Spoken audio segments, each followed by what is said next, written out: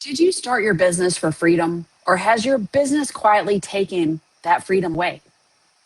I think most of us started a business because we wanted more flexibility. We wanted to be available when our kids were sick, or to care for aging parents, or just to go do something during the week that we want to do. We wanted to choose when we worked instead of someone else making that decision for us. And that certainly was true for me. I wanted to build something that gave me more freedom, not less. But somewhere along the way, something changes. The business grows, and as more and more clients come in, more responsibilities actually land on your desk. More people rely on you every day, not just your family, but in your business.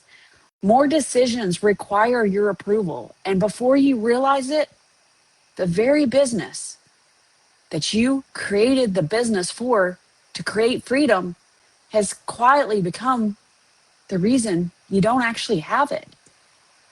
And these are things that you tell yourself. It's just busy season.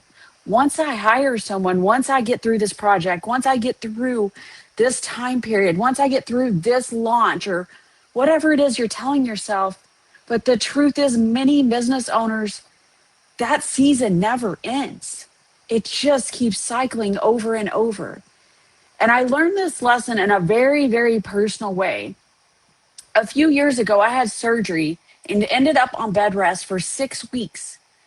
No getting up, no getting out of bed, no grabbing my laptop, no jumping into meetings, no answering questions all day, no work. I had to let my body heal. And I remember thinking, this is either going to expose everything that's wrong with my business or prove that we've built something resilient. And to be completely transparent, I was actually petrified because we had been working on this for a while and I wasn't sure the business was ready. But thankfully, it was the second. The business was resilient. My clients were taken care of. The team kept moving and the business continued to operate. And I didn't come back to 6 weeks worth of fires to put out, or a business that didn't exist anymore.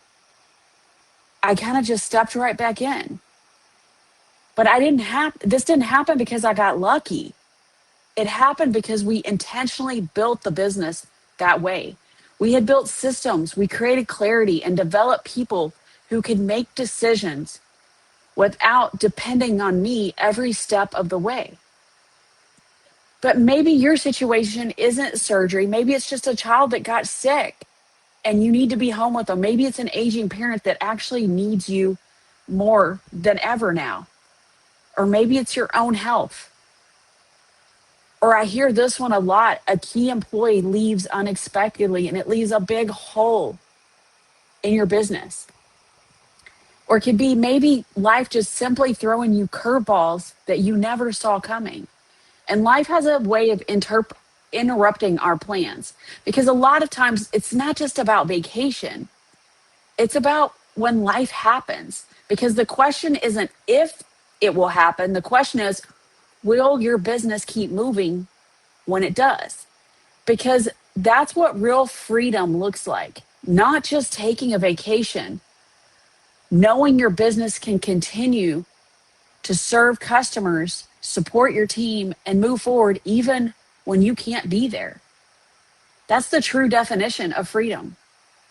That's why I created this resource for you called the Business Bottleneck Review.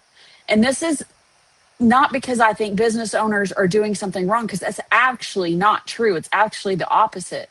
Most owner dependency isn't created by bad leadership. It's created by good leaders who care so deeply about their business and slowly become the answer to every question, every approval, and every decision.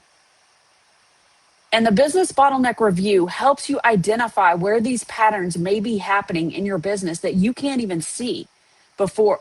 And in this way, it identifies them before they become bigger problems. It only takes you about 5 minutes. And so if you're curious to see where your business stands, I'll put the link in the chat below so you can take that assessment. But I want you to think about this. In that assessment, it's not about calling out the ugly in your business. It's about a starting point. These are things that you need to think about as you want more freedom in your business. So before we wrap up, I would love to hear from you. Why did you start your business in the first place? Was it more freedom, more flexibility to make a bigger impact, to build something for your family? Or was it something completely different? Drop your answers in the comments below. I read every one of them because I think it's important to remember why we actually started the journey in the first place. Because there's no advertisement that says building a business is hard. Because it is. And a lot of times it feels lonely at the top. And we were talking about this in our mastermind yesterday about how a lot of times it just feels lonely at the top. And so we have to stop and think about why we did it in the first place. And so if today's conversation made you stop and think, and if you're wondering whether your business has quietly become more dependent on you than you'd like, take 5 minutes and complete that business bottleneck review. And I'll drop the link in the comments below. And I'd love to hear what stood out to you and what surprised you the most. But if you don't take anything else from this training, the very business you built to create freedom might quietly become the reason you don't have it. And so all it takes is just a shift and just start doing little things, because it's all about the little things. And it starts with taking that review and seeing where you're at right now. Because right now, a lot of times when we're not looking at the bigger picture and we're just answering question after question after question, a lot of times we don't see it.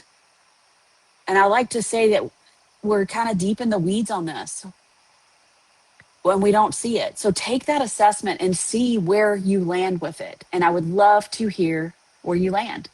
Have a fantastic day, and I hope this was helpful.